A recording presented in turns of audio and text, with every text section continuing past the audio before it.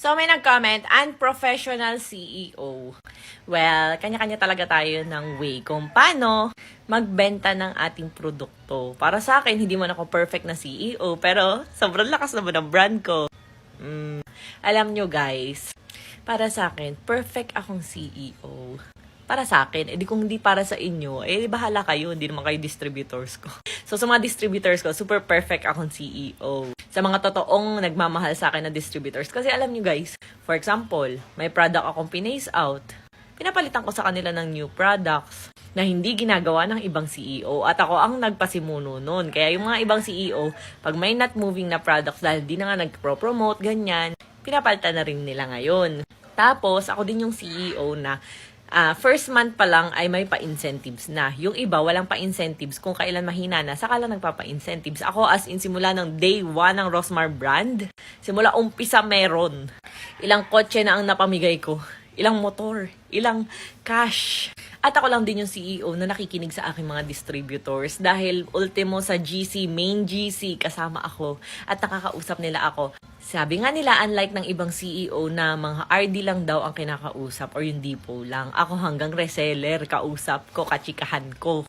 Ako din ang CEO na walang TikTok shop or Orange app. Meron ako before, alam nyo na, nagsimula ako ng distributorship. Binenta ko.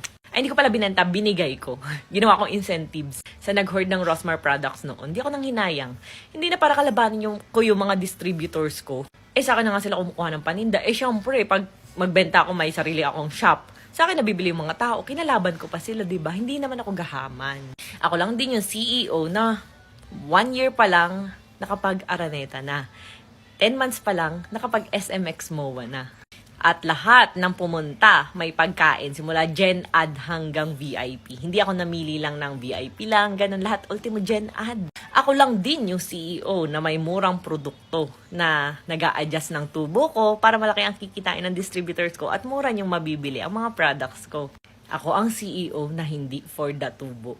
At ako lang din yung CEO na kayang mag-upload ng 50 to 100 videos a day para lang ma-promote ang mga products ko tulad nitong bagong labas na Rosmar Gluta Peeling Soap. Grabe, kakahilamos ko lang kagabi. Nagbabakbak na agad din sa parting baba ko.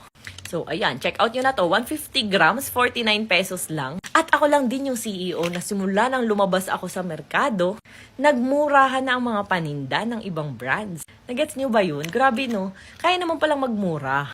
Bakit kung kailan lumabas lang ang Rosmar brand? Ako lang din yung CEO na nagbibigay sa inyo ng murang products na quality and effective.